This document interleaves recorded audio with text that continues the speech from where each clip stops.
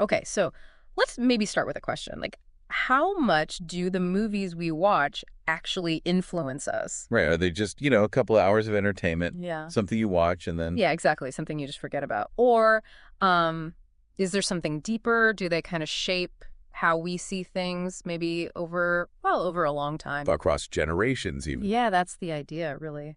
And it's kind of the core of this deep dive. It's prompted by some source material you shared with us. Oh, okay. And this material, it makes a very specific and I'd say pretty strong claim about Hollywood's influence, Mm-hmm. especially on the baby boomer generation, back before the internet really changed everything. Right. When media was much more centralized. Exactly. The source actually calls that pre-internet time a golden age of propaganda through film because, well, everyone was watching the same things, more or less. So the argument is that this concentration allowed propaganda to be what? More effective. Yeah, and according to the source, so well crafted and compelling that it was profitable, audiences were, quote, paying for the luxury of being programmed. Wow. Okay. That's quite a statement, paying to be programmed. It is. And the specific source we're looking at today is an audio excerpt. It's called How Boomers Were Taught to Hate Themselves from a channel called Blackpilled. Black-pilled. Okay. And it definitely presents a, let's say, particular interpretation of some older films. It argues certain mainstream movies, including one from 1979, weren't just stories. They were what? Deliberate propaganda? That's the claim. Deliberate, well-crafted propaganda with perceived anti-white, anti-American, and anti-Christian themes. Okay. And the goal, according to this source. The stated goal was basically to influence people, cultivate negative views. Views the source claims are still around today. And it uses the 1979 film Norma Ray as a really key example. Norma Ray. Okay. Sally Fields, right. Union organizing. That's the one. So our mission here, just to be really clear for everyone listening, we're here to unpack the specific arguments and examples in this source material. So focusing on the source's interpretation of Norma Ray. Exactly. What messages does the source claim the film sent? Yeah. What details does it focus on? We're analyzing the source's view, its specific claims. Right. Not validating the politics or anything, just understanding the source's argument about the film's content. Precisely. Just understanding what it claims is there and how it interprets it. And the source doesn't waste much time linking this supposed golden age to today, does it? No, not at all. It talks about what it calls a wave of anti-white hate today Mm-hmm.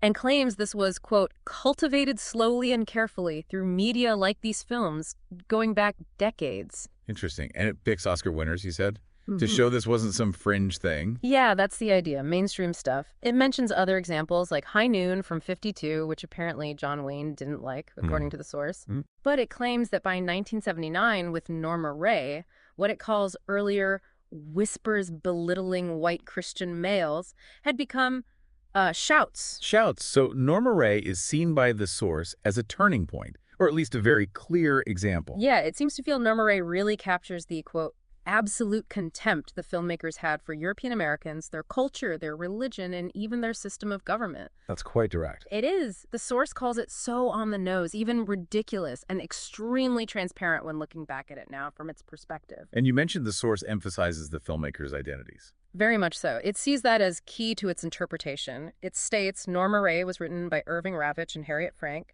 directed by Martin Ritt, co-starred Ron Liebman, and points out they were Jewish. And the source makes that connection explicit. Oh, absolutely. It says, and I should quote this directly from the source here, I mentioned they were Jewish because in many ways this film is about Jewish identity coming into contact with white identity and then attempting to change it because it sees white identity as inferior. Wow. Okay, so that's the core interpretive lens the source is applying here. That's what it seems to be, yes. This specific lens, which the source claims shows how white America was viewed in 1979, and because the film did well, won awards. The source argues this represents, quote, the Jewish view of white American America in 1979. Right. It calls these older movies a time capsule of that viewpoint. Okay, so let's dig into the film itself through the source's eyes. How does it break down the characters? Well, it starts with Norma Ray, obviously, hardworking single mother. Mm-hmm. But the source claims pretty much immediately that she, along with, quite frankly, every other white person in the entire movie, is uneducated, ignorant, and racist. Every white person. That's a sweeping statement from the source. It is. And the source claims this is made extremely clear right off the bat. especially when the film's hero, as the source sees him, arrives. That would be Reuben, the labor organizer. Yeah, described by the source as a leftist Jewish labor organizer. Comes down from New York, quote, uninvited, to unionize the mill. And the source says he's there to save them, not just from the factory owners. But also from, and this is the source's phrasing, their ignorant hillbilly selves. Ooh. Okay. Does the source point to specific scenes for this? It does. It highlights an early bit where Reuben tries to rent a room from Norma Ray's father. And the father reacts badly to Reuben being Jewish. According to the source, yes. It quotes the father saying something like, as far as I'm concerned, all of you people are communists or agitators or crooks or Jews or all four rolled together. Okay, so that's presented as clear bigotry from the father character.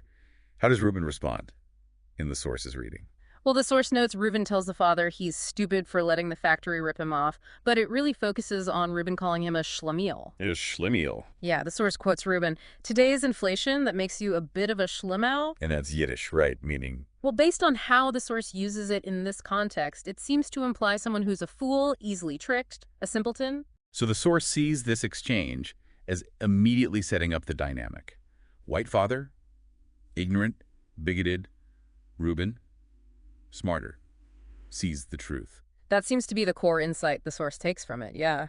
This contrast in, intellectual and moral standing right from the beginning. And it claims the writers deliberately draw this stark contrast. Yes, using character descriptions.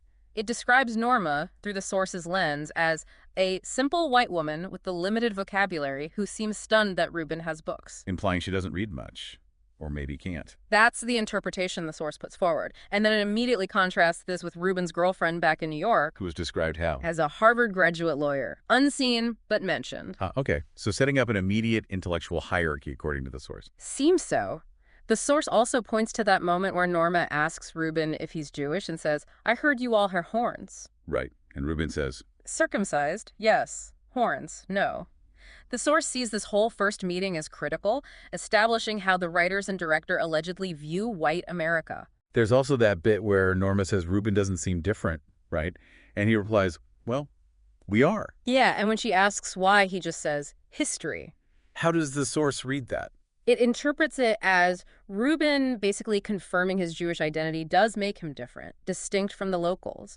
The source claims the writers wanted to make that difference clear, reinforcing this idea of white people being fundamentally different in the filmmaker's eyes. Okay, so as the Union plot moves forward, Reuben's an outsider.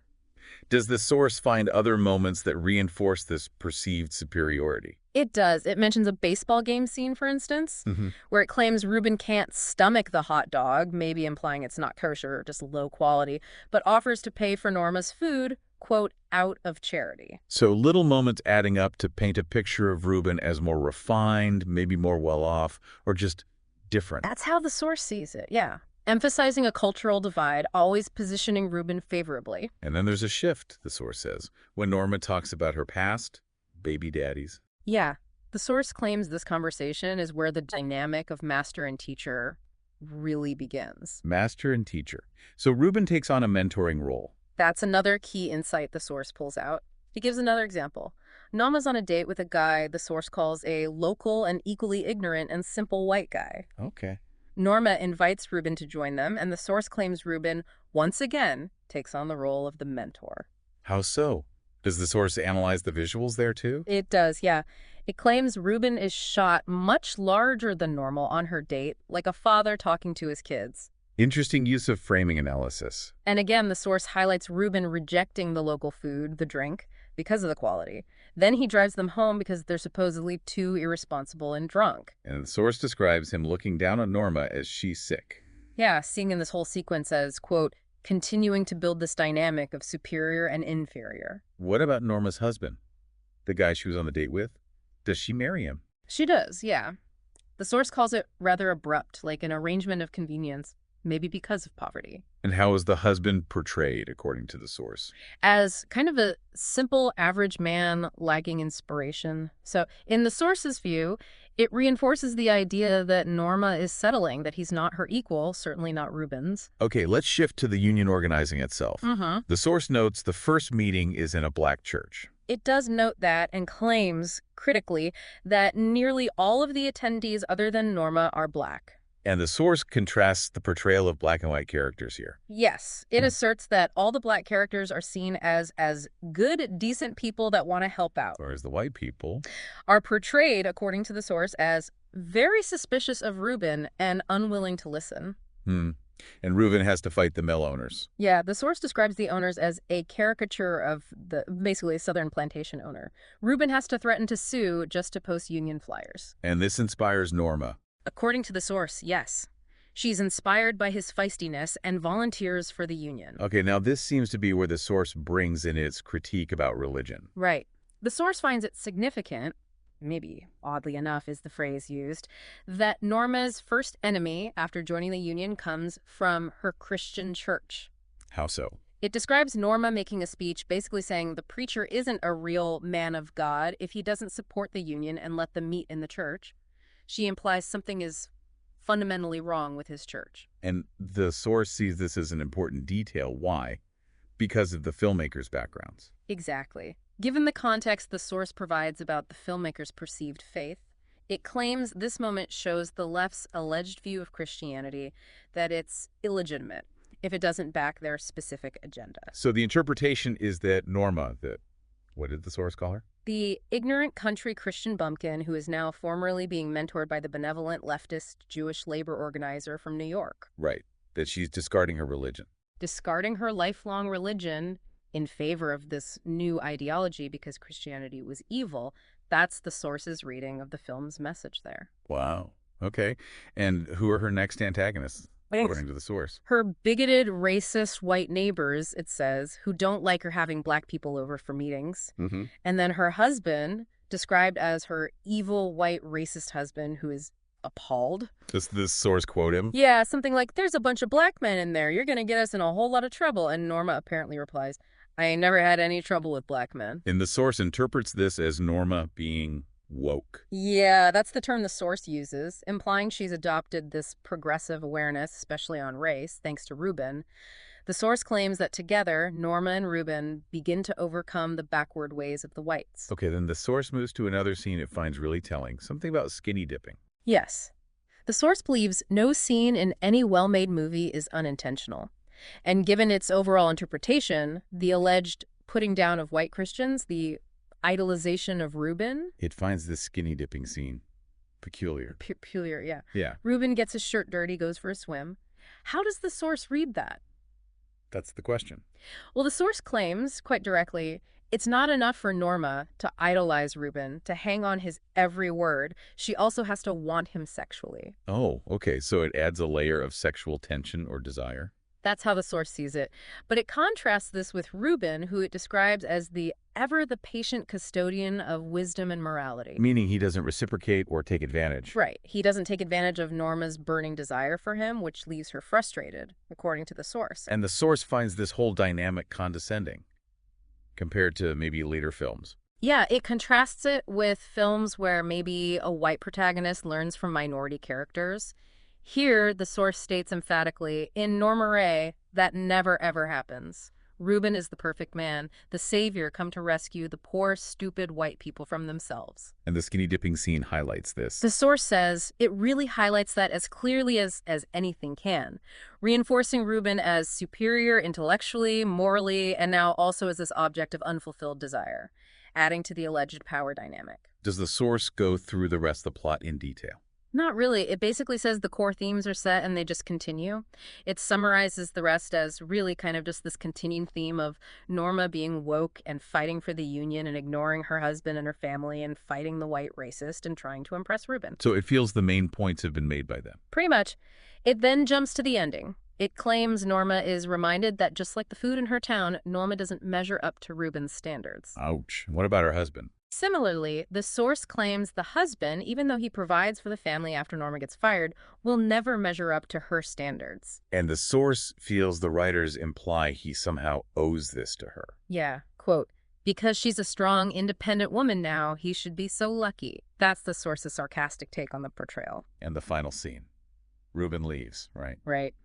Norma has helped unionize the mill, effectively imposing Reuben's values, according to the source's interpretation, and she's left standing in the middle of the road, staring longingly after him as he drives away. And that final image sums it up for the source. Yeah, it encapsulates the source's view of the film's message. It calls the story of Norma Rae Hollywood's view of white America presented to the world in 1979. And claims Sally Field won her Oscar for. For, quote, representing white people as ignorant, racist hillbillies with the need to be fixed. Wow, okay. And the source concludes by saying, these characters, in its view, are people who can't determine their own destiny until someone like Reuben comes to town and shows them that they're doing it all wrong. And then he leaves. And then after remaking it, in his own image leaves and moves on to the next town, and then the next, and then the next, and then the next. That's the final word from the source on its analysis. Okay, so that's quite a detailed and very specific reading of the film. It definitely is. So just to wrap this deep dive up, we've gone through the source material from Black Pilled.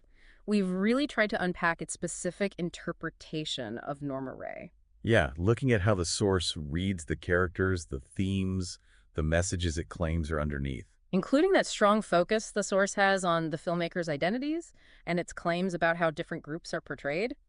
Again, all is presented in the source material. We saw how it uses specific scenes, dialogue, even camera angles to build its case about the film being, well, propaganda aimed at a generation. And that's really what we aim to do in the deep dive, right? Yeah. Take your sources, whatever the topic, whatever the viewpoint, and help you quickly get to the core arguments, the interesting details within that source. Pull out the insights, maybe things you'd miss otherwise. All based purely on what the source itself is saying. Exactly. So maybe a final thought to leave you with. Consider the source's main claim, that films from decades ago, like Norma Rae, weren't just entertainment, but actively, deliberately shaped how society thought, how generations saw things. It's a big claim. We've explored one source's very specific, maybe controversial take on one film. Right. So the question is maybe, how does thinking about different interpretations of older media, even interpretations you might disagree with, change how you look at films or TV today? Does it make you watch differently? Something to think about.